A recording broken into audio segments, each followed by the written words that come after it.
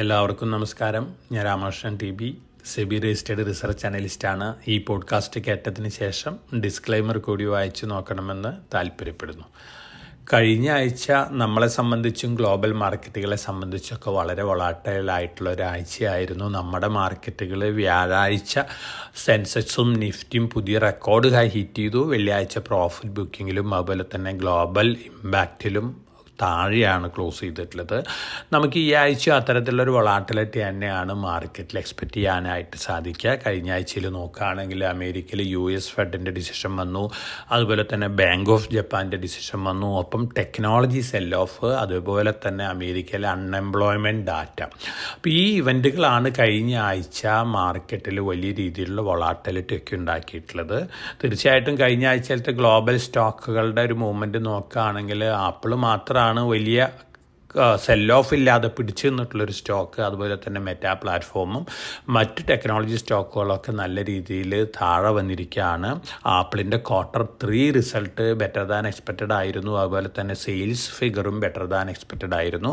അതോടൊപ്പം തന്നെ Warren Buffett അദ്ദേഹത്തിൻ്റെ ആപ്പിൾ ഹോൾഡിങ്സ് 50% സെല്ല് ചെയ്തു എന്നുള്ള റിപ്പോർട്ടൊക്കെ വരുന്നുണ്ട്. പക്ഷേ ഇത്തരത്തിലുള്ള സെൽ ഓഫ് നടന്നപ്പോഴും ആപ്പിൾ സ്റ്റോക്ക് പിടിച്ചു നിന്നിരിക്കുകയാണ്. ഇത് ഇൻഡിക്കേറ്റ് ചെയ്യുന്നത് ധാരാളം ബയേഴ്സ് ഉണ്ട് ആപ്പിൾ സ്റ്റോക്കിൽ എന്നുള്ള ഒരു ഇൻഡിക്കേഷനാണ്. തീർച്ചയായിട്ടും ജനറേറ്റീവ് AI ടൂളുകൾ ഉൾപ്പെടുത്തിക്കൊണ്ട് പുതിയ പ്രൊഡക്റ്റുകൾ അനൗൺസ് ചെയ്യുമ്പോൾ ആപ്പിളിൽ വലിയ രീതിയിൽ മുന്നേറ്റം ഉണ്ടാവും എന്നുള്ള എക്സ്പെക്റ്റേഷനാണുള്ളത്. അപ്പോൾ കഴിഞ്ഞ ആഴ്ചയിലത്തെ ഓവറോൾ നമ്മൾ സ്റ്റോക്ക് പെർഫോമൻസ് നോക്കുകയാണെങ്കിൽ ആപ്പിൾ പിടിച്ചു നിന്നിട്ടുണ്ട്. അമേരിക്കയിലെ മറ്റ് സ്റ്റോക്കുകളെല്ലാം താഴെ വന്നിരിക്കുകയാണ്. യൂറോപ്യൻ മാർക്കറ്റുകളെല്ലാം തന്നെ കഴിഞ്ഞ ആഴ്ചയും വീക്കാണ്. ജാപ്പനീസ് മാർക്കറ്റ് ഹയർ ലെവലിൽ നിന്ന് ഇപ്പോൾ 15% താഴെയാണ് ട്രേഡ് ചെയ്യുന്നത്. 6% താഴെയാണ് വെള്ളിയാഴ്ചയും ക്ലോസ് ചെയ്തിട്ടുള്ളത്. ഇതിന് പ്രധാനപ്പെട്ട കാരണം ബാങ്ക് ഓഫ് ജപ്പാൻ്റെ ഇൻട്രസ്റ്റ് റേറ്റ് കൂട്ടാനുള്ളൊരു തീരുമാനമാണ്. വളരെ കാലത്തിന് ശേഷമാണ് ബാങ്ക് ഓഫ് ജപ്പാൻ 0.25% നിരക്കിലേക്ക് ഇൻട്രസ്റ്റ് റേറ്റ് കൂട്ടിയിട്ടുള്ളത്. ഇത് ഒരു ഭീതി ഉണ്ടാക്കിയിട്ടുണ്ട് മാർക്കറ്റിൽ. പ്രത്യേകിച്ച് ജപ്പാനിൽ നിന്ന് എക്സ്പോർട്ട് ചെയ്യുന്ന ജാപ്പനീസ് കോർപ്പറേറ്റുകൾക്ക് ഒരു നെഗറ്റീവാണ് അവരുടെ ജാപ്പനീസ് യെൻ അപ്രീഷിയേറ്റ് ചെയ്യുന്നത്. അതോടൊപ്പം തന്നെ Japanese institutions lower interest rate ഉള്ള സമയങ്ങളിൽ ജപ്പാനിൽ നിന്ന് ബോറോ ചെയ്തുകൊണ്ട് മറ്റ് മാർക്കറ്റുകളിൽ ഇൻവെസ്റ്റ് ചെയ്തിട്ടുണ്ട്. ഇതിൻ്റെ ടോട്ടൽ ഗ്ലോബൽ വാല്യുവേഷൻ നമ്മൾ ഡോളർ ടൈംസിൽ കണക്കാക്കുകയാണെങ്കിൽ $4 ട്രില്യൺ അധികം ഉണ്ട്. അപ്പോൾ ജപ്പാനിൽ ലോ ഇൻട്രസ്റ്റ് റേറ്റിലാണ് ഈ ഇൻസ്റ്റിറ്റ്യൂഷൻസ് ബോറോ ചെയ്തിരിക്കുന്നത്. ജപ്പാനിൽ ഇൻട്രസ്റ്റ് റേറ്റ് കൂട്ടുകയാണെങ്കിൽ തീർച്ചയായിട്ടും ഈ ഇൻസ്റ്റിറ്റ്യൂഷൻസിന് അത് തിരിച്ചടയ്ക്കേണ്ടതുണ്ട്. അവർ ഇൻവെസ്റ്റ് ചെയ്ത സ്ഥലങ്ങളിൽ നിന്ന് ഇൻവെസ്റ്റ്മെൻറ്റ് വിഡ്രോ ചെയ്തുകൊണ്ട് ജാപ്പനീസ് യെന്ന് തിരിച്ചടയ്ക്കേണ്ട ഒരു അവസ്ഥയാണ് വരുന്നത്. അതോടൊപ്പം തന്നെ ബാങ്ക് ഓഫ് ജപ്പാൻ ഇൻഡിക്കേറ്റ് ചെയ്തിരിക്കുന്നത് ഒക്ടോബറിലും അതുപോലെ തന്നെ ജനുവരിയിലൊക്കെ വീണ്ടും ഇൻട്രസ്റ്റ് റേറ്റ് കൂട്ടുന്നതാണ്. 1% ആണ് അവരുടെ ടാർഗറ്റ് എന്ന് പറയുന്നത്. അപ്പോൾ 0.25 നിന്ന് 1% വന്നു കഴിഞ്ഞാൽ തീർച്ചയായിട്ടും ജാപ്പനീസ് ഇൻസ്റ്റിറ്റ്യൂഷന് പുറമേയുള്ള ഇൻവെസ്റ്റ്മെൻറ്റ് വിറ്റ് ഇവിടെ യെൻ തിരിച്ചടയ്ക്കേണ്ട ആവശ്യം വരും. ഇതിനെയാണ് യെൻ ക്യാരി ട്രേഡ് അൺവൈൻഡ് ചെയ്യുക എന്ന് പറയുന്നത്. അത്തരത്തിലുള്ളൊരു ഇമ്പാക്റ്റ് വരികയാണെങ്കിൽ ഗ്ലോബലി വലിയ രീതിയിലുള്ള സെൽ ഓഫ് ഒക്കെ ഗ്ലോബൽ മാർക്കറ്റിൽ ഉണ്ടാക്കാം. $4 ട്രില്യൺ $4 ട്രില്യൺ വർത്ത് ജാപ്പനീസ് യെന്നാണ് ഇൻവെസ്റ്റ്മെൻ്റ് എങ്കിൽ തീർച്ചയായിട്ടും വളരെ നെഗറ്റീവ് ഇമ്പാക്റ്റും വൊളാറ്റിലിറ്റിയൊക്കെ മാർക്കറ്റിലുണ്ടാക്കാം. അതോടൊപ്പം തന്നെ അമേരിക്കയിൽ റിസഷൻ വരുന്നു എന്നുള്ളൊരു പേടിയൊക്കെ ഉണ്ട്. കാരണം അൺഎംപ്ലോയ്മെൻറ്റ് ഡാറ്റ വന്നിരിക്കുന്നത് 4.3% എക്സ്പെക്റ്റ് ചെയ്തേക്കാളും ഹയറാണ്. അതുപോലെ തന്നെ ജോബ്ലെസ് ക്ലെയിമും കൂടുകയാണ്. അപ്പോൾ ഇത്തരത്തിലുള്ള നെഗറ്റീവ് ന്യൂസ് ഫ്ലോസ് വന്നതിൻ്റെ ഒരു ഇമ്പാക്റ്റാണ് നമ്മൾ കഴിഞ്ഞ ആഴ്ച കണ്ടത്. ഈ ആഴ്ചയും അത്തരത്തിലുള്ളൊരു വൊളാറ്റിലിറ്റി നമുക്ക് പലവിധ കാരണങ്ങളെ കൊണ്ടും എക്സ്പെക്റ്റ് ചെയ്യാനായിട്ട് സാധിക്കും. പ്രത്യേകിച്ച് ഇസ്രായേലും ഇറാനും ഹമാസും തമ്മിലുള്ള വാറ് വലിയ രീതിയിൽ വഷളാവുന്നുള്ള റിപ്പോർട്ടുകളൊക്കെ വരുന്നുണ്ട്. അങ്ങനെ വരികയാണെങ്കിൽ അതൊരു വൊളാറ്റിലിറ്റി കൂട്ടാനുള്ള മറ്റൊരു കാരണം കൂടിയായിട്ട് മാറുകയാണ്. നമ്മൾ കമോഡിറ്റികളുടെ കാര്യം നോക്കുകയാണെങ്കിൽ ഗോൾഡാണ് കഴിഞ്ഞ ആഴ്ച മുന്നേറിയിട്ടുള്ളൊരു കമോഡിറ്റി. മറ്റെല്ലാ കമോഡിറ്റികളും താഴെയാണ്. ഗോൾഡ് സേഫ് ഹവൻ അസറ്റ് എന്നുള്ള രീതിയിൽ ഇൻവെസ്റ്റേഴ്സ് അമേരിക്കയിൽ ഇൻട്രസ്റ്റ് റേറ്റ് റേറ്റ് കുറയ്ക്കാനുള്ള തീരുമാനം സെപ്റ്റംബറിൽ വരികയാണെങ്കിൽ തീർച്ചയായിട്ടും ഗോൾഡിലേക്ക് ഇൻവെസ്റ്റ്മെൻറ്റ് കൂടും. ഒപ്പം ജിയോ പൊളിറ്റിക്കൽ ഇഷ്യൂസ് വർദ്ധിച്ചു വരുമ്പോൾ സാധാരണ രീതിയിൽ പബ്ലിക്കും ഇൻസ്റ്റിറ്റ്യൂഷനൊക്കെ സേഫ് ഹെവൻ അസറ്റ് എന്നുള്ള രീതിയിൽ ഗോൾഡിലാണ് ഇൻവെസ്റ്റ്മെൻറ്റ് നടത്താറ്. അതിൻ്റെ ഒരു ഇമ്പാക്റ്റ് വീണ്ടും ഉണ്ടാവാനുള്ള ചാൻസസ് ഉണ്ട്. ഗോൾഡ് പുതിയ റെക്കോർഡ് ഹൈ ഹിറ്റ് ചെയ്യാനുള്ള സാധ്യതകളാണ് ഇപ്പോഴത്തെ അവസ്ഥയിൽ നമ്മൾ എക്സ്പെക്റ്റ് ചെയ്യുന്നത്. അതോടൊപ്പം തന്നെ Q2 വേൾഡ് ഗോൾഡ് കൗൺസിലിൻ്റെ റിപ്പോർട്ട് വന്നിട്ടുണ്ട്. റെക്കോർഡ് ഡിമാൻഡാണ് Q2 ഗോൾഡിനുണ്ടായിട്ടുള്ളത്. ജുവല്ലറി ഡിമാൻഡ് താഴെയാണ്, പക്ഷേ AI സെക്ടറിൽ നിന്ന് ടെക്നോളജി ഡിമാൻഡ് 11% കൂടിയിരിക്കുന്നു. അതുപോലെ തന്നെ Q2 184 ടണ്ണാണ് സെൻട്രൽ ബാങ്കുകൾ വാങ്ങിക്കൂട്ടിയിട്ടുള്ളത്. ഇയർ ടു ഇയർ കമ്പയർ ചെയ്യുകയാണെങ്കിൽ 6% കൂടുതലാണ്. അപ്പോൾ തീർച്ചയായിട്ടൊരു ജിയോ പൊളിറ്റിക്കൽ ഇഷ്യൂസ് ഉള്ളപ്പോൾ പബ്ലിക്കും അതുപോലെ തന്നെ ഇൻസ്റ്റിറ്റ്യൂഷൻ ഒക്കെ ഗോൾഡിലെ ഇൻവെസ്റ്റ്മെൻറ്റ് കൂട്ടാനുള്ള ചാൻസസ് ഉണ്ട്. ഒപ്പം ഞാൻ മുമ്പ് പറഞ്ഞ പോലെ ഡിമാൻഡ് ആൻഡ് സപ്ലൈ വലിയൊരു ഫാക്ടറാണ്. സപ്ലൈ വളരെ കുറവാണ്. അതിൻ്റെ ഒരു ഇമ്പാക്റ്റും കൂടി ഗോൾഡ് പ്രൈസിൽ കാണാം. അതുകൊണ്ട് തന്നെ ഗോൾഡ് പ്രൈസ് പുതിയ ഹൈയിലേക്ക് പോകുന്നുള്ളൊരു എക്സ്പെക്റ്റേഷനാണ് ഇപ്പോഴത്തെ നിലയിൽ നമ്മളുടെ വിലയിരുത്തലുകളിൽ നമുക്ക് കണക്കാക്കാനായിട്ട് സാധിക്കുന്നത്. നമ്മുടെ Q1 റിസൾട്ടുകൾ ഇതുവരെ പുറത്തു വന്നിട്ടുള്ള ഓവറോൾ പെർഫോമൻസ് നോക്കുകയാണെങ്കിൽ വലിയ അട്രാക്റ്റീവ് ആയിട്ടുള്ള പെർഫോമൻസ് ഒന്നുമല്ല. പല സെക്ടറിലെയും പല സ്റ്റോക്കുകളും ബെറ്റർ ദാൻ എക്സ്പെക്റ്റഡ് റിസൾട്ടുകളൊക്കെ കാഴ്ചവെച്ചിട്ടുണ്ട്. പക്ഷേ ഓവറോൾ നോക്കുമ്പോൾ നമ്മൾ Q2 കമ്പാരിസനോ ഇയർ ടു ഇയർ കമ്പാരിസനോ ഒക്കെ നോക്കുമ്പോൾ ഒരു ഡിസപ്പോയിൻറ്റിങ് പിക്ചറാണ് നൽകുന്നത്. അല്ലെങ്കിൽ ഒരു കൺസോളിഡേഷൻ മോഡിലേക്കാണ് ഇന്ത്യൻ കോർപ്പറേറ്റുകൾ നീങ്ങിക്കൊണ്ടിരിക്കുന്നുള്ളൊരു അനുമാനമാണ് ഇതിൽ നമുക്ക് എടുക്കാനായിട്ട് സാധിക്കുന്നത്. അതുകൊണ്ട് തന്നെ വളരെ കോഷ്യസ് ആവണം. കാരണം വലിയ രീതിയിൽ ഗ്ലോബൽ സെൽ ഓഫ് ഒക്കെ വരികയാണെങ്കിൽ നമ്മുടെ മാർക്കറ്റും ഗ്ലോബൽ മാർക്കറ്റുകളിലൊപ്പം താഴെ പോകാനുള്ള ചാൻസസ് ഉണ്ട്. അപ്പോൾ വളരെ കോഷ്യസ് ആയിട്ട് നമുക്ക് മാർക്കറ്റിൽ മൂവ് ചെയ്യേണ്ടതുണ്ട്. അതോടൊപ്പം തന്നെ ഞാൻ കഴിഞ്ഞ പോഡ്കാസ്റ്റുകളിലെല്ലാം പറയുന്നുണ്ട്, നല്ല പ്രോഫിറ്റബിലിറ്റി ഉള്ള പൊസിഷനിലൊക്കെ ആറ്റ് എവരി റൈസിൽ പ്രോഫിറ്റ് എടുക്കുന്നുള്ള കാര്യമൊക്കെ എത്രത്തോളം ഇൻവെസ്റ്റേഴ്സ് അത്തരത്തിലുള്ള സജഷൻ ആക്സെപ്റ്റ് ചെയ്തുകൊണ്ട് ആക്ട് ചെയ്തിട്ടുണ്ടോ അവരൊക്കെ നല്ല രീതിയിലുള്ള പ്രോഫിറ്റ് ഉണ്ടാക്കിയിട്ടുണ്ടായിരിക്കും. അതുപോലെ തന്നെ ക്യാഷ് റിസർവിലായിരിക്കും ഇരിക്കുന്നത്. തീർച്ചയായിട്ടും ഇത്തരത്തിലുള്ള ഇൻവെസ്റ്റേഴ്സിനെ സംബന്ധിച്ച് ഓപ്പർച്യൂണിറ്റി തന്നെയാണ് താഴെ വരുമ്പോൾ. കാരണം ഇന്ത്യൻ മാർക്കറ്റിൻ്റെ ഓവറോൾ സിറ്റുവേഷനും എക്കണോമിയുടെ ഓവറോൾ സ്ട്രെങ്ത്തും ഒക്കെ നോക്കുമ്പോൾ ഗ്ലോബൽ സെൽ ഓഫ് ഉണ്ടാകിയാൽ തന്നെയും വളരെ ലീസ്റ്റ് ആയിട്ടാണ് നമ്മൾ ഇമ്പാക്റ്റ് ചെയ്യാനായിട്ട് പോകുന്നുള്ളൂ. ഇനി നമ്മളെ സംബന്ധിച്ച് ഞാൻ മുമ്പ് പോഡ്കാസ്റ്റുകളിൽ പറഞ്ഞ പോലെ തന്നെ മേജർ ട്രിഗർ ആയിട്ട് വരുന്നത് അടുത്ത 4 സ്റ്റേറ്റിലേക്ക് നടക്കാൻ പോകുന്ന അസംബ്ലി ഇലക്ഷനാണ്. അതിനു മുമ്പ് Q2 റിസൾട്ട് ഉണ്ട്. അതുപോലെ തന്നെ അതിനുശേഷം നവംബറിൽ US പ്രസിഡൻഷ്യൽ ഇലക്ഷനൊക്കെ ഉണ്ട്. അപ്പോൾ ഈ 3 ട്രിഗേഴ്സും മാറ്റി വെച്ച് കഴിഞ്ഞാൽ മറ്റു ട്രിഗേഴ്സും തന്നെ മാർക്കറ്റിലില്ല. പെർഫോമൻസിനനുസരിച്ചുള്ളൊരു മൂവ്മെൻറ്റ് മാത്രമാണ് നമുക്ക് ഇപ്പോഴത്തെ ലെവലിൽ എക്സ്പെക്റ്റ് ചെയ്യാൻ സാധിക്കുകയുള്ളൂ. കാരണം നമ്മുടെ പല സ്റ്റോക്കുകളും അതുപോലെ തന്നെ മാർക്കറ്റിൻ്റെയൊക്കെ പ്രൈസ് ഏണിംഗ് റേഷ്യോ നോക്കുകയാണെങ്കിൽ ഹയർ ലെവലിലാണ്, പ്രീമിയത്തിലാണ് കൂട്ട് ചെയ്യുന്നത്. അത് തീർച്ചയായിട്ടും ഇന്ത്യയുടെ എക്കണോമിക്കും അതുപോലെ തന്നെ ഇന്ത്യൻ മാർക്കറ്റിനും ഇന്ത്യയുടെ പൊട്ടൻഷ്യലിനുള്ളൊരു ഓവർ റേറ്റിംഗ് ആയിട്ടാണ് കാണുന്നത്. പക്ഷെ നോർമലി ഇത്തരത്തിലുള്ള ഹയർ റേറ്റിംഗ് ഒക്കെ അഡ്ജസ്റ്റഡ് ആവാറുണ്ട്. അത്തരത്തിലുള്ള പ്രോസസ്സിലേക്ക് ഒരു പക്ഷേ ഇന്ത്യൻ മാർക്കറ്റ് മൂവ് ചെയ്യാനുള്ള ചാൻസസ് ഉണ്ട്. ഓഗസ്റ്റ് 2016 ഇഷ്യൂ ചെയ്തിരുന്ന സോവറിൻ ഗോൾഡ് ബോണ്ട് 3119 രൂപയ്ക്കാണെന്ന് ഗവൺമെൻറ് ഇഷ്യൂ ചെയ്തിരുന്നത്. ഇപ്പോൾ തിരിച്ചെടുക്കുന്നത് 6938 രൂപ പെർ ഗ്രാമിനാണ്.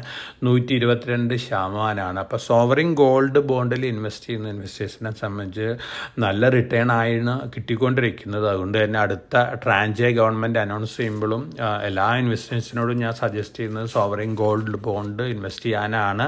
2% ഇൻട്രസ്റ്റും കൂടി കിട്ടുകയാണ്. അതുകൊണ്ട് തന്നെ വളരെ അട്രാക്റ്റീവ് ആയിട്ടുള്ളൊരു സ്കീമാണ് SGB. അടുത്ത ട്രാൻജെ മിക്കവാറും അടുത്ത മാസം അനൗൺസ് ചെയ്യാനുള്ള ഈ മാസം തന്നെ അനൗൺസ് ചെയ്യാനുള്ള ചാൻസസ് ഉണ്ട്. അത് ഇൻവെസ്റ്റ് ചെയ്യാനായിട്ടുള്ളൊരു അവസരമായിട്ട് ഉപയോഗിച്ചാൽ നന്നായിരിക്കുന്നതാണ് എൻ്റെ ഒരു സജഷൻ ഉള്ളത്. ഇനി നമ്മൾ മാർക്കറ്റിൽ വലിയ രീതിയിലുള്ള വൊളാറ്റിലിറ്റി ഒക്കെ വരുമ്പോൾ വളരെ സേഫായിട്ട് ആക്ട് ചെയ്യാനായിട്ട് ഞാൻ സജസ്റ്റ് ചെയ്യുന്നത് എത്തിക്കൽ ഫണ്ടുകളാണ്. ടാറ്റ എത്തിക്കൽ ഫണ്ട് ഉണ്ട്, അതുപോലെ തന്നെ ടോറസ് എത്തിക്കൽ ഫണ്ട് ഉണ്ട്. ഈ 2 ഫണ്ടുകളും ലോങ് ടൈം പോയിന്റ് ഓഫ് വ്യൂയിലേക്ക് ഇൻവെസ്റ്റ് ചെയ്യുന്നത് നന്നായിരിക്കും. കാരണം മാർക്കറ്റ് താഴെ വരുമ്പോൾ ഇൻട്രസ്റ്റ് സെൻസിറ്റീവ് ആയിട്ടുള്ള ഇൻവെസ്റ്റ്മെൻറ്റ് ഒന്നും ഈ ഫണ്ടുകൾ നടത്തുന്നില്ല. മറിച്ച് വളരെ സോളിഡ് ആയിട്ടുള്ള ഇൻഡസ്ട്രി റിലേറ്റഡ് സെക്ടർ കമ്പനികളിലാണ് ഈ ഫണ്ടുകളൊക്കെ ഇൻവെസ്റ്റ് ചെയ്യുന്നത്. അപ്പോൾ ഈ 2 ഫണ്ടുകളും മാർക്കറ്റ് താഴെ വരുമ്പോൾ മ്യൂച്വൽ ഫണ്ടിൽ നിക്ഷേപിക്കുന്ന ഇൻവെസ്റ്റേഴ്സിന് നിക്ഷേപിക്കാനായിട്ട് വളരെ ഓപ്പർച്യൂൺ ടൈം ആയിരിക്കും എന്നുള്ള ഒരു അസസ്മെൻ്റാണ് എനിക്കുള്ളത്. അതുകൊണ്ട് അത്തരത്തിലൊരു മൂവ്മെൻറ്റ് നടത്തുകയാണെങ്കിൽ തീർച്ചയായിട്ടും സേഫ് ആയിരിക്കും ഇൻവെസ്റ്റ്മെൻറ്റ്. കാര്യമായിട്ടുള്ള ഒരു പ്രഷറൊന്നും മാർക്കറ്റ് വോളാറ്റിലിറ്റിയിൽ ഇത്തരത്തിലുള്ള ഫണ്ടുകളിൽ നിന്ന് ഇൻവെസ്റ്റേഴ്സിന് പ്രതീക്ഷിക്കേണ്ടതില്ല. അപ്പോൾ സേഫ് ഇൻവെസ്റ്റ്മെൻ്റ് ആണ് ഇത്തരത്തിലുള്ള ഫണ്ടുകൾ. 2 ഫണ്ടുകളാണ്, ടാറ്റ എത്തിക്കൽ ഫണ്ടും അതുപോലെ തന്നെ ടോറസ് എത്തിക്കൽ ഫണ്ടുകളും. ഇനി നമ്മൾ മറ്റ് ന്യൂസ് ഫ്ലോസ് ഒക്കെ നോക്കുകയാണെങ്കിൽ അഡാനി പവർ 27,000 കോടി രൂപ ബിഡാണ് നൽകിയിരിക്കുന്നത് KSK മഹാനദി തെർമൽ പ്ലാന്റിനാണ്. തീർച്ചയായിട്ടും അഡാനി തന്നെയാണ് ടോപ്പ് ബിഡർ. അതുകൊണ്ട് അഡാനിക്ക് ലഭിക്കാനാണ് ചാൻസസ് കൂടുതൽ. അഡാനി പവറിനെ സംബന്ധിച്ച് പോസിറ്റീവ് ന്യൂസാണ് ലോങ് റണ്ണിൽ. അതോടൊപ്പം തന്നെ റിലയൻസ് പവർ ഇപ്പോൾ ഡെറ്റ് ഫ്രീ കമ്പനിയാണ്. തീർച്ചയായിട്ടും പവർ സെക്ടർ രംഗത്തുള്ള പോസിറ്റീവ് ഇമ്പാക്റ്റ് ഒക്കെ ഒരു പക്ഷേ അടുത്ത മാസങ്ങളിലൊക്കെ ഈ കമ്പനിക്കും ഉണ്ടാവാനുള്ള ചാൻസസ് ഉണ്ട്. അതുകൊണ്ട് ലോങ് ടൈം പോയിന്റ് ഓഫ് വ്യൂവിൽ നിക്ഷേപിക്കുന്ന ഇൻവെസ്റ്റേഴ്സിന് റിലയൻസ് പവർ തീർച്ചയായിട്ടും ഒരു പോസിറ്റീവ് ഇമ്പാക്റ്റ് നൽകുന്നുള്ള എക്സ്പെക്റ്റേഷൻ ഉണ്ട്. മുമ്പും നമ്മൾ ഇത് റെക്കമെൻഡ് ചെയ്തിട്ടുള്ള സ്ട്രോങ് ആയിട്ട് അത്തരത്തിലുള്ള ഇൻവെസ്റ്റേഴ്സൊക്കെ നല്ല പ്രോഫിറ്റബിലിറ്റിയിലാണ് ഇരിക്കുന്നതെന്ന് അറിയാം. അതോടൊപ്പം തന്നെ റിലയൻസ് ഇൻഫ്ര മറ്റൊരു അനിൽ അംബാനി ഗ്രൂപ്പ് കമ്പനിയാണ്. പ്രോബ്ലംസ് ഒക്കെ മാറിക്കൊണ്ടിരിക്കുകയാണ്. അതുകൊണ്ട് തന്നെ ഈ സ്റ്റോക്കും റിസ്ക് എടുത്ത് ലോങ് ടൈമിലേക്ക് ഇൻവെസ്റ്റ് ചെയ്യുന്ന ഇൻവെസ്റ്റേഴ്സിനെ സംബന്ധിച്ച് പോസിറ്റീവായിട്ട് ഇമ്പാക്റ്റ് ലഭിക്കാൻ ചാൻസസ് ഉള്ള ഇൻവെസ്റ്റ്മെൻറ്റുകളായിരിക്കും. ഡൽഹി വറി, അതായത് ഡെലിവറി എന്ന് പറയുന്ന ഒരു ന്യൂ ജനറേഷൻ ലോജിസ്റ്റിക് കമ്പനിയാണ്. എക്സലൻറ്റ് Q1 റിസൾട്ടാണ് കാഴ്ചവെച്ചിരിക്കുന്നത്. പോസിറ്റീവ് ഇമ്പാക്റ്റ് ആണ് നമ്മൾ ഈ സ്റ്റോക്കിൽ അടുത്ത മാസങ്ങളിലൊക്കെ എക്സ്പെക്റ്റ് ചെയ്യുന്നത്. അതുകൊണ്ട് തന്നെ ലോങ് ടൈം പോയിന്റ് ഓഫ് വ്യൂവിൽ നിക്ഷേപിക്കുന്ന ഇൻവെസ്റ്റേഴ്സിനെ സംബന്ധിച്ച് മാർക്കറ്റ് താഴെ വരുമ്പോൾ ഈ സ്റ്റോക്കിലുള്ള ഇൻവെസ്റ്റ്മെൻറ്റും നല്ല റിട്ടേൺ നൽകുന്നുള്ള എക്സ്പെക്റ്റേഷനാണ്. ഞാൻ നേരത്തെ സൂചിപ്പിച്ച പോലെ SBIയുടെ Q1 റിസൾട്ട് അനൗൺസ്മെൻറ്റ് വന്നിരുന്നു. മറ്റ് PSU ബാങ്കുകളെ പോലുള്ള ഒരു പോസിറ്റീവ് റിയാക്ഷൻ കാണിക്കുന്ന തരത്തിലുള്ള റിസൾട്ട് അല്ല. അതോടൊപ്പം തന്നെ SBI ചെയർമാൻ്റെ കമൻറ്റും വന്നിട്ടുണ്ട്. F&O സെഗ്മെൻറ്റിൽ വലിയ രീതിയിലുള്ള റെസ്ട്രിക്ഷൻ കൊണ്ടുവരണം. കാരണം ധാരാളം എമൗണ്ട് സ്റ്റോക്ക് മാർക്കറ്റിലേക്ക് ഫ്യൂച്ചേഴ്സ് ആൻഡ് ഓപ്ഷൻ സെഗ്മെൻറ്റിലേക്ക് പോവുകയാണ്. ഇതിന് റെസ്ട്രിക്ഷൻ കൊണ്ടുവന്നാൽ ഡെപ്പോസിറ്റ് ഗ്രോത്ത് കൂടുമെന്നാണ് അദ്ദേഹം പറഞ്ഞിരിക്കുന്നത്. നമ്മളെല്ലാവരും എക്സ്പെക്റ്റ് ചെയ്യുന്നുണ്ട് നമ്മുടെ റെഗുലേറ്റർ അത്തരത്തിലുള്ളൊരു മെഷറായിട്ട് മുന്നോട്ട് വരും എന്നുള്ളത്. അപ്പോൾ ഏത് ദിവസം വേണമെങ്കിലും നമുക്ക് അത്തരത്തിലുള്ള അനൗൺസ്മെൻറ്റുകൾ പ്രതീക്ഷിക്കാം. NTPC nuclear power corporation of ഇന്ത്യയും കൂടി രാജസ്ഥാനിലെ ന്യൂക്ലിയർ പവർ പ്ലാന്റിൻ്റെ പ്രവർത്തനം ആരംഭിക്കുകയാണ്. മാർച്ച് 2025 കൂടി അതിൻ്റെ കൺസ്ട്രക്ഷനൊക്കെ ആരംഭിക്കുന്നതാണ് പറയുന്നത്. ബഡ്ജറ്റിൽ ഗവൺമെൻറ് സ്മോൾ മോഡുലർ റിയാക്ടറുകൾക്ക് വലിയ രീതിയിലുള്ള ആനുകൂല്യങ്ങൾ പ്രഖ്യാപിച്ചിട്ടുണ്ട്. സ്മോൾ മോഡുലർ റിയാക്ടർ എന്ന് പറയുന്നത് ട്രഡീഷണൽ ആറ്റമിക് പവർ പ്ലാന്റ് അല്ല. കാരണം ട്രഡീഷണൽ ആറ്റമിക് പവർ പ്ലാന്റൊക്കെ അതാത് സൈറ്റിലാണ് കൺസ്ട്രക്ട് ചെയ്യുന്നത്. സ്മോൾ മോഡുലർ റിയാക്ടർ എന്ന് പറയുമ്പോൾ മറ്റു ഫാക്ടറികളിൽ ഉണ്ടാക്കി സൈറ്റുകളിൽ ഇംപ്ലിമെൻറ്റ് ചെയ്യുന്ന രീതിയാണ്. ഇതിനൊരു ഡ്രോബാക്ക് ഉണ്ട്. കാരണം ട്രഡീഷണൽ ന്യൂക്ലിയർ പവർ പ്ലാന്റിൻ്റെ 1/3 കപ്പാസിറ്റി ഉണ്ടാവുള്ളൂ. പക്ഷേ കോസ്റ്റ് എഫക്റ്റീവ് ആണ്, വളരെ ഈസിയാണ്. അതുകൊണ്ട് തന്നെ ഗവൺമെൻറ് അത്തരത്തിലുള്ള പ്രൊജക്റ്റുകൾക്ക് ആനുകൂല്യം പ്രഖ്യാപിച്ചിട്ടുണ്ട്. NTPCനെ സംബന്ധിച്ച് ലോങ് റണ്ണിൽ പോസിറ്റീവ് ആണ്. അതോടൊപ്പം തന്നെ NTPCയുടെ ഗ്രീൻ എനർജി സബ്സിഡിയറിയുടെ IPO നവംബറിൽ പ്ലാൻ ചെയ്യുകയാണ്. അപ്പോൾ ഈ ന്യൂസുകളെല്ലാം തന്നെ NTPCക്ക് പോസിറ്റീവ് ആണ്. Hindustan zinc limited zinc nickel battery ഉണ്ടാക്കാനായിട്ട് ലോക്കൽ പാർട്ട്നേഴ്സിനെ ക്ഷണിച്ചിട്ടുണ്ട്. തീർച്ചയായിട്ടും പോസിറ്റീവായിട്ട് ന്യൂസാണ്. ലിഥിയം അയോൺ ബാറ്ററിക്ക് പകരം കോസ്റ്റ് എഫക്റ്റീവ് ആയിട്ടുള്ള ബാറ്ററിയാണ് ടെക്നോളജി ഡെവലപ്പ് ചെയ്തിരിക്കുന്ന അമേരിക്കൻ കമ്പനിയാണ്. അതോടൊപ്പം തന്നെ ഡീമർജർ പ്രോസസ്സും കണ്ടിന്യൂ ചെയ്യാനാണ് ഹിന്ദുസ്ഥാൻ സിങ്കിൻ്റെ സാരഥികൾ പറഞ്ഞിരിക്കുന്നത്. സിങ്ക് ലെഡ് തമ്മിലുള്ള ഒരു കമ്പനി, അതുപോലെ തന്നെ സിൽവർ റിലേറ്റഡ് ഒരു കമ്പനി, അങ്ങനെ 2 കമ്പനിയായിട്ട് ഡീമർജ് ചെയ്യാണ്. ഗവൺമെൻറ്റായിട്ട് നെഗോഷിയേഷൻ നടത്തിക്കൊണ്ടിരിക്കുകയാണ്. മുമ്പ് ഗവൺമെൻറ് ഒപ്പോസ് ചെയ്തിരുന്നു 3 കമ്പനിയായിട്ട് ഡീമർജ് ചെയ്യാനായിട്ട്. ഒരു പക്ഷേ ഗവൺമെൻറ് 2 കമ്പനിയായിട്ട് ഡീമർജ് ചെയ്യാനായിട്ട് അലവ് ചെയ്തേക്കാം. കാരണം ഇപ്പോൾ ഗവൺമെൻറ് ഹോൾഡ് ചെയ്യുന്ന 29.54% അടുത്ത മാസങ്ങളിൽ അതും ഒരു പക്ഷേ ഡിസ്ഇൻവെസ്റ്റ്മെൻറ്റ് നടത്താനുള്ള ചാൻസസ് ഉണ്ട്. പക്ഷേ ഓവറോൾ വരുന്ന ന്യൂസുകളെല്ലാം തന്നെ ഹിന്ദുസ്ഥാൻ സിങ്കിനെ സംബന്ധിച്ച് പോസിറ്റീവാണ്. ഒപ്പം BSNL 4G ടവർ ഇംപ്ലിമെൻറ്റേഷൻ വളരെ സ്പീഡിലാണ് നടക്കുന്നത്. ഒക്ടോബറോടുകൂടി 80,000 ടവർ ഇംപ്ലിമെൻറ്റേഷൻ കഴിയും. അതുപോലെ തന്നെ മാർച്ചോടുകൂടി 2025 മാർച്ചോടുകൂടി അഡീഷണൽ 20,000 ടോട്ടൽ 1,00,000 ടവറാണ് ഇംപ്ലിമെൻറ്റ് ചെയ്യുന്നത്. അതിനുശേഷം 4G 5G സർവീസസും BSNL ആരംഭിക്കുകയാണ്. തേജസ് നെറ്റ്വർക്ക്, അതുപോലെ തന്നെ TCS, HFCL ഒക്കെയാണ് ഇതിൽ മേജർ ബെനിഫിഷ്യറീസ്. കാരണം ഓപ്റ്റിക്കൽ ഫൈബർ കേബിളൊക്കെ പ്രൊക്യൂർ ചെയ്യുന്നത് HFCL നിന്നാണ്. മറ്റെല്ലാ വർക്കുകളും ചെയ്യുന്നത് തേജസ് നെറ്റ്വർക്കൊക്കെയാണ്. അപ്പോൾ തേജസിനെ സംബന്ധിച്ച് വളരെ പോസിറ്റീവായിട്ടുള്ള ന്യൂസാണിത്. അപ്പോൾ BSNL സബ്സ്ക്രൈബേഴ്സിൻ്റെ അഡീഷനും കൂടിക്കൊണ്ടിരിക്കുകയാണ്. തീർച്ചയായിട്ടും അത് റിലയൻസ് ജിയോയ്ക്കും അതുപോലെ തന്നെ എയർടെലിനും വോഡാഫോൺ ഐഡിയയ്ക്കും ഒക്കെ ഒരു നെഗറ്റീവ് ന്യൂസാണ്. ഒപ്പം തേജസ് നെറ്റ്വർക്ക് HFCLനെ സംബന്ധിച്ചൊക്കെ ഒരു പോസിറ്റീവ് ന്യൂസാണ്. ഈ സ്റ്റോക്കുകൾ ലോങ് റണ്ണിൽ നല്ല രീതിയിൽ മുന്നേറാൻ ചാൻസസ് ഉള്ള സ്റ്റോക്കുകളാണ്. ഗ്രേറ്റർ നിക്കോബാർ ഐലൻഡിൽ ഇൻ്റർനാഷണൽ ട്രാൻസ്ഷിപ്മെൻറ്റ് പോർട്ടിനുള്ള ബിഡൊക്കെ ഗവൺമെൻറ് ഇൻവൈറ്റ് ചെയ്തിരുന്നു. 11 ബിഡേഴ്സാണ് ഉള്ളത്. LNT ഉണ്ട്, അതുപോലെ തന്നെ JSW ഇൻഫ്രയൊക്കെ ഉണ്ട്. അടുത്ത മാസങ്ങളിൽ ഇതിൻ്റെ ബിഡ് ഓപ്പൺ ചെയ്ത് മറ്റ് പ്രോസസ്സുകൾ ആരംഭിക്കുന്നതാണ് പറയുന്നത്. തീർച്ചയായിട്ടും വളരെ പോസിറ്റീവായിട്ടുള്ള ന്യൂസാണ് ഇന്ത്യനെ സംബന്ധിച്ച്, ഇന്ത്യൻ എക്കണോമിനെ സംബന്ധിച്ച്. അതോടൊപ്പം തന്നെ ഇതിനോടനുബന്ധിച്ച് എയർപോർട്ട്, പവർ പ്ലാന്റ്, ടൗൺഷിപ്പ് ഒക്കെ നിർമ്മിക്കാനുള്ള പ്ലാന്റുകളും ഉണ്ട്. അപ്പോൾ ആൻഡമാൻ നിക്കോബാർ ഐലൻഡുകളുടെ ഡെവലപ്മെൻറ്റും കൂടി ഇതുകൊണ്ട് നടക്കാൻ പോവുകയാണ്. തീർച്ചയായിട്ടും ഇത്തരത്തിലുള്ള എക്കണോമിക് ഇമ്പാക്റ്റ് ഉണ്ടാക്കാവുന്ന പ്രൊജക്റ്റുകളൊക്കെ ഇന്ത്യൻ എക്കണോമിനെ സംബന്ധിച്ച് പോസിറ്റീവാണ്. അതോടൊപ്പം തന്നെ ഇന്ത്യൻ കോർപ്പറേറ്റുകളെ സംബന്ധിച്ച് പോസിറ്റീവാണ്. പോർട്ട് സെക്ടർ, അതുപോലെ തന്നെ ഷിപ്പ് ബിൽഡിംഗ് കമ്പനികളെ സംബന്ധിച്ചൊക്കെ പോസിറ്റീവ് ഇമ്പാക്റ്റ് ഉണ്ടാക്കാവുന്ന അനൗൺസ്മെൻറ്റുകളൊക്കെയാണ്. കഴിഞ്ഞ ആഴ്ചയിലത്തെ മ്യൂച്വൽ ഫണ്ട് പെർഫോമൻസ് നോക്കുകയാണെങ്കിൽ 80% മ്യൂച്വൽ ഫണ്ടുകളും നെഗറ്റീവ് റിട്ടേൺ ആണ് കഴിഞ്ഞ ആഴ്ചയിൽ നൽകിയിട്ടുള്ളത്. അപ് ടു 8% വരെ ലോസസ് പല ഫണ്ടുകളിലുണ്ടെന്നാണ് പറയുന്നത്. ഇതിന് പ്രധാനപ്പെട്ട കാരണം മെജോറിറ്റി ന്യൂ ഫണ്ടുകളും ഹയർ ലെവലിലാണ് പല സ്റ്റോക്കുകളിൽ ഇൻവെസ്റ്റ് ചെയ്തിട്ടുണ്ടാവുക. അതിൻ്റെ ഒരു ഇമ്പാക്റ്റാണ്. സാധാരണ രീതിയിൽ എല്ലാ കാലത്തും ഇത്തരത്തിലുള്ള ഇമ്പാക്റ്റൊക്കെ ഉണ്ടാവാറുണ്ട്. ഇത് വലിയ രീതിയിലുള്ളൊരു ഇവൻ്റായിട്ട് കൊട്ടുഘോഷിക്കേണ്ട ആവശ്യമൊന്നുമില്ല. പക്ഷെ നിങ്ങളുടെ അറിവിലേക്കായിട്ട് തന്നിട്ടുള്ളൊരു ഇൻഫർമേഷൻ മാത്രമാണ്. അതോടൊപ്പം തന്നെ ടാക് ഇൻഫോസെക് ലിമിറ്റഡ് എന്ന് പറയുന്ന NSE SME സെഗ്മെൻറ്റിൽ കഴിഞ്ഞ ഏപ്രിൽ IPO വന്നിട്ടുള്ളൊരു കമ്പനിയാണ്. 106 രൂപയ്ക്കാണ് IPO വന്നത്.